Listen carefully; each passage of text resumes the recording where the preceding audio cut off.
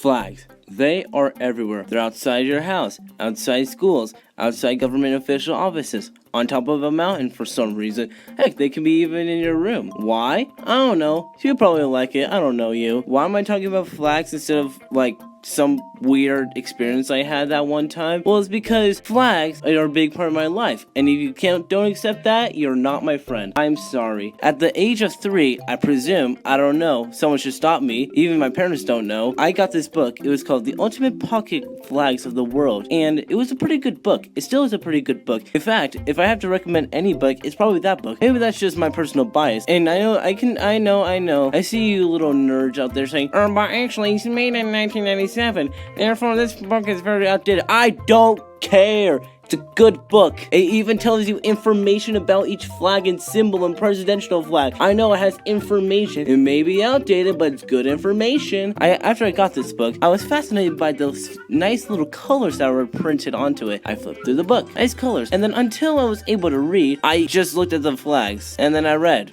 Then I got into geography and history and all that jazz later on. But that's for a different video. Why am I talking about this? I want to yap, okay? I have a reason to yap. This is my only chance where I can yap for like 10 hours straight with no consequences. Okay, so let me yap. Without further ado, let's get into a flag. Before we explain what a flag is, I know what you're gonna say, but do we actually have to listen to you talking about funny little clouds in the wind? Like, those look cool. I want to be an imbecile. I want ignorance is bliss. Look at it. He look funny. He's just waving. Look at him. He's funny. You're a nerd if you like that stuff. Weird. Yes, I know I'm a nerd. And weird. Please calm down.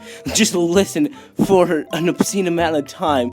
Okay? This is relevant to your life. I promise. Let's continue. A flag, according to the Merriam-Webster dictionary, let me pull it up.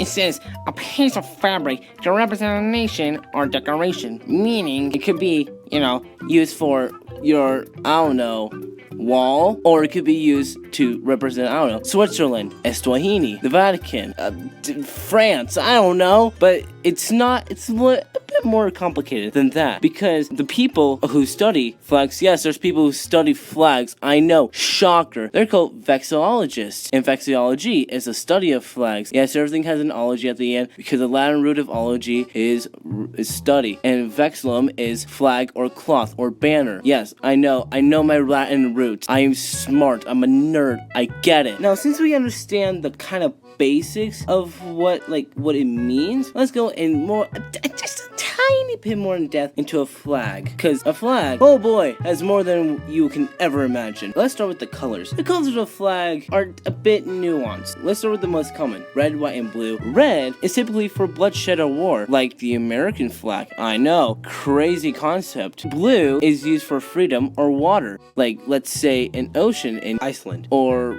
I don't know, Barbados? I don't know where freedom would be into this. White's for peace or snow, like Russia or Ireland, because those have white, and they mean totally different things. There's no snow in Ireland, I don't think. If there is, dang. I don't know my geography. Oops, that's embarrassing. Yellow is for fortune or agriculture, like Ukraine. Blue is for water. Yellow is for agriculture, because grains and crops go wee, give me money. And fortune, I don't know what country would have fortune. Zambia? Green is kind of like for the landscape. Orange is for if you're weird. I don't know. Cote d'Ivoire and Ireland. But purple, on the other hand, that's for royalty, because purple was a very exclusive cloth to the royals. But it was only in 2 countries. It's in Nicaragua, I believe, and Dominica. But they aren't royalty. Dominica uses it as a parrot. So I don't know what purple actually is for. But you get my point. There's always going to be exceptions to the rules, such as Japan, where the red circle is known as the sun. Now, when it comes to flags, there's 2 specific types of flags that you need to understand. There is uncharged and charged, or defaced and undefaced. And basically, a charged flag is any type of symbol. It's gonna be flags like the US, Japan, Pakistan. Those have symbols. Or heck, even Mexico. Yeah, just anything with some sort of shape or symbol that's considered a charged flag. Uncharged is boring looking flags. I'm looking at you, Europe. You have all your tricolors and bicolors. Speaking of that, let's talk about the flag itself. If you have one single color or just like a base plate, then that's called a field. If you have two different colors, those flags are called bicolor because bi means two in Latin. Three colors are called tricolors. Quad color, I think is what it's called, is when you have four or more colors. Not many countries have that. Then the colors continue on and on and on until the foreseeable future. There are other things like a canton, a cross, a stripe, but you know, you can read that on your own time or just clicking the link in the description, you lazy bum. There's also flag ratios. Flag ratios are very important because it's literally encoded in flag law. I'm not even joking. There's literally a bunch of articles about specific aspect ratios. If you don't follow them,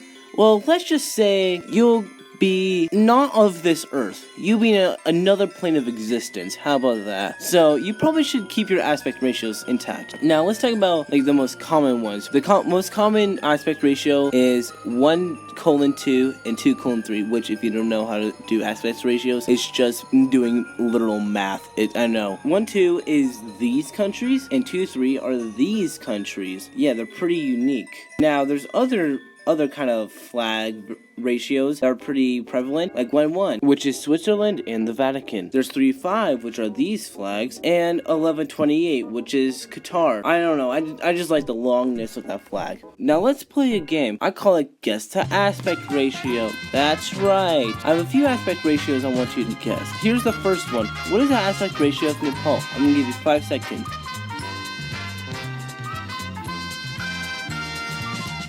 Have you got a guess? Well, it's this. I'm not gonna read that out. No.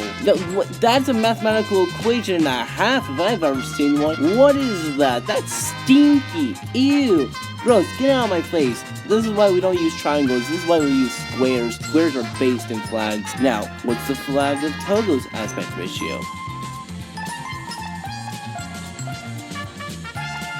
That's right. It's 1 to the golden ratio. Now the reason it's a golden ratio is because the flag color has yellow. Yellow is gold. The person who created the flag won gold to represent not the riches of the country, but also for the freedom of the country. So they use the golden ratio. Do you see the connection? Yeah, no, I don't know why they did that. But, oh, this is the best one. What's Iran's?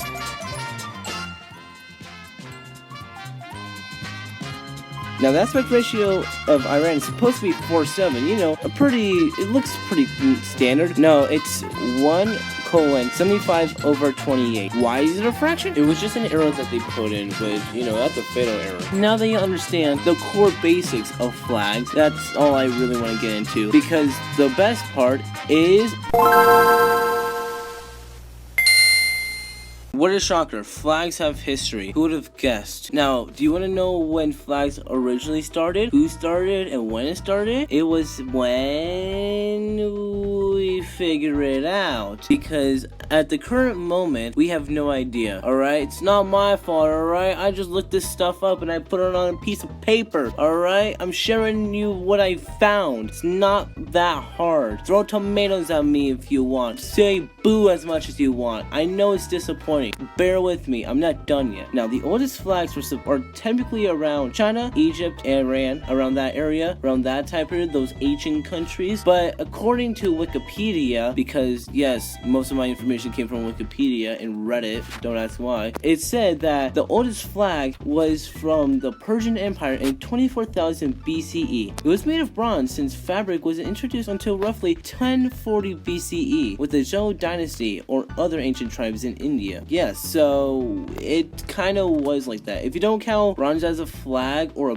banner, then I guess one of those 3 ancient countries were one. But the reason for this flag was, we found out it was for battle, since most flags or banners at the time were meant for identification for war. Yes, identification stayed all the way through, all the way back and all the way new. But it was mainly used for war because if one of your guys got lost, you don't want to kill your own guys. That's weird. So they would have specific armor and specific banners to identify themselves. After all that jazz, people want to explore. They want to go to the new world. Since Christopher Columbus is like, hey, that place is pretty cool. Sure, I enslaved a bunch of Indians and did some horrid acts to them, but that place is pretty chill. So people want to do trade. And what happened? Confusion. How to stop confusion? Get a cloth, slap some paint over it, and say, that's my country. And boom, got the age of exploration, identification for different nations. I think there's a story that we all need to share. The story of Denmark. Back all the way in June 15th in 1219, the Battle of Lendesine was occurring. It was between Denmark and Estonia due to trade fairs. Estonia went, yoink, no more trade! Yeah, it was a whole thing. Denmark was really mad about that trade. So then they went to battle. Estonia beat their ass. And then it's like, dang. And then Denmark's like, please, help. I just need help. And along came a banner with a white cross and red background. And that gave victory to Denmark. At least that's what the legends say. I do like the Danish flag, or Dannenborg. And it's still used to this day. It's the oldest flag in history, still continuously used. And all the Nordic countries saw that and it's like, you know what? That's a cool flag. And then they put a whole different paint on it. I think it's time. We have to talk about the modern day. Everything I have said wouldn't have mattered if it wasn't for one thing. Politics. That's right. Politics are in cahoots in bed with flags. Don't ask me why I had that analogy. I'm just rolling with it now. So the reason why flags and politics are intertwined, me personally, I have no concise answer. So we're just gonna throw up a flag. See this flag? Yeah, you have a certain opinion about it. Either you love the design of the flag, or you hate the flag because of its meaning. It's very controversial. You can pull up the flag of Palestine, the Soviet Union, some flag like not allowed to show on YouTube, the flag of Israel, the flag of Ukraine, the modern Russian flag, North Korea, China, the Republic of China, or known as Taiwan. Thank you, social guys. Bye. You see what I'm getting at? All these flags are pretty controversial because although I'm looking at an American side, just in general, people don't like those flags because of what it means. Whatever your country has taught you is a good flag and a bad flag, a one to idolize, a one to demoralize. It's all wrapped up in politics. They aren't the direct cause of politics because when people see flag, they go, ooh, monkey, ooh, kill, ooh, bye. No try, goodbye, pew pew. The flags help the controversy, help the politics, but they aren't the direct cause. Unless we're talking about the US. Now that's a different story. Now the reason I point out the US in particular is because of their state and city flags. Oh boy, we get a heap of a hoopla with that one. Most regions, subdivisions, and city flags, either they look okay or they are very good if you're not in the US. If you're in Canada, Mexico, Europe, Asia, Africa, I'm too lazy. In fact, one of the most hated subdivision flags is the region flags of Liberia. I don't know why. People say, oh, it looks like a 3-0 drop. No, it does look bad. It looks like they weren't professional, but that's the charm, you know? They just slapped Liberia on the corner, drew a few, and they're like, that looks good. It looks cool. I like this diamond one. This diamond one is beautiful. I don't know why people hate it. They're just weird. The reason people hate the state and city flags of America is because of their design. So let's talk about each one just a tiny bit. The state flags, people don't hate all of them. You see, there's flags like California, New Utah flag, Tennessee, Texas, Colorado. You know, those are pretty cool flags. In fact, New Mexico is a really, really banger flag. A lot of the West flags are actually pretty cool. It's just half or a little bit under half of the flags have the state seal slapped on a blue background, also known as a seal on a bed sheet. It got so bad that they created a whole insult just about those flags. I mean, like, I would have been fine with it if it was a seal with a different background. Like, since Washington is seal green, Michigan seal blue, bad. Massachusetts seal white. That would have been nice. If one state did, I don't know, seal yellow, seal purple, seal orange, I would have been fine with it. They have all the colors, but no, they're all blue. It's horrible. There's a pretty good video about state flags by JJ McCullough, and also he changed my flag perspective a lot, so kudos to him. Now let's talk about city flags. Out of everything, I feel the most passionate about this. If someone says anything wrong about this, it crawls under my skin. It's right up there when someone says Qatar wrong. If you say Qatar wrong, I'll beat you to death. I don't care. Why do I hate this so much? It's not because, like, all the flags are bad. Well, yes, most of the flags look like this. I mean, Porticellos look like this. What is that? My soul. I mean, I hate it way worse when people have poor flag design because they're like, hey, here's my first flag. I hope you enjoy it. It's like the worst design known to mankind. I'm like, you should not create stuff, please. You're hurting my soul. But, you know, city flags are up there because this is about a lot of them, except a few. You see, there's this thing that goes around in the vexillology community called redesigns, where it typically is around U.S. state flags for,